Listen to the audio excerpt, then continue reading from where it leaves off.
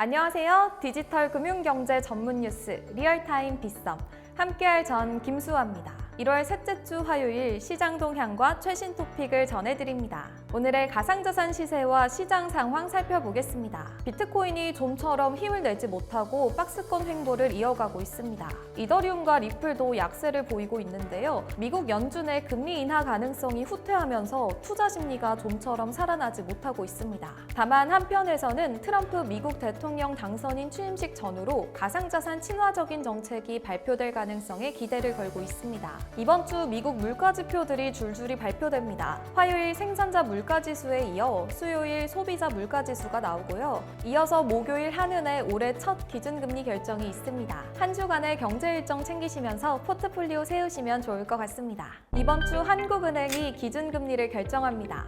금융통화위원회는 오는 목요일 통화정책방향 회의를 열고 기준금리를 3%에서 유지할지 조정할지를 결정합니다. 지난해 10월 금통위는 0.25%포인트 인하로 피벗에 나서면서 11월에도 0.25%포인트 추가 인하를 결정했는데요. 이번 금리 결정을 앞두고 세 차례 연속 금리 인하가 환율 불안을 부추길 거라는 편과 경기 부양 차원에서 금리를 낮춰야 한다는 편으로 시장의 목소리가 갈리고 있습니다. 더불어 금융위는 내일 제2차 가상자산위원회 회의를 열고 가상자산 2단계법 입법을 두고 논의합니다. 특히 최근 법인의 가상자산 거래소 실명계좌 발급을 단계적으로 허용하는 안을 검토하겠다고 밝힌 만큼 그 세부 내용이 나올지 주목됩니다.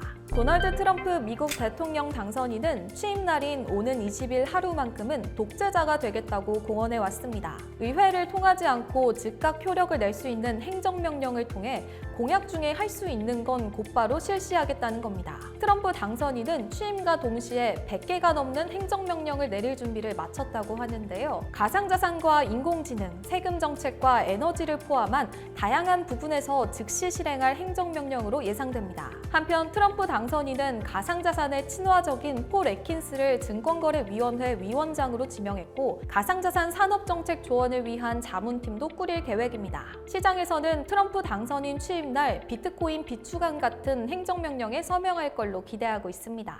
지난해 트럼프 당선인의 미국 대선 승리를 기점으로 가상자산 시장이 뜨거운 주목을 받고 있습니다. 국내 주요 거래소의 이용자 수와 거래량도 가파르게 성장세를 보였는데요. 눈에 띄는 점은 이용자 증가율이 남성은 68.4%, 여성은 96.6%로 여성 이용자 증가율이 남성 이용자 대비 28.2%포인트 높은 수치를 기록했습니다. 가상자산 시장이 남성 중심이라는 그동안의 인식과 다르게 여성 이용자의 참여가 점차 확대되고 있는 겁니다. 최근 가상자산이 주요한 투자자산 중 하나로 여겨지면서 투자자층이 확대되고 폭넓은 투자자층을 포괄하는 자산으로 자리 잡고 있는 걸로 풀이됩니다. 빗썸의 실명 확인 입출금 서비스 제휴은행이 농협은행에서 국민은행으로 변경됩니다. 가상자산 거래소에서 원화로 가상자산을 거래하려면 제휴은행에서 실명을 확인하고 입출금 계좌를 개설해야 하는데요. 이제 오는 3월 24일부터 빗썸에서 예치금을 입출금할 때 국민은행 계좌를 이용해야 합니다. 더 자세한 내용은 빗썸 공지사항을 꼭 참고해주세요.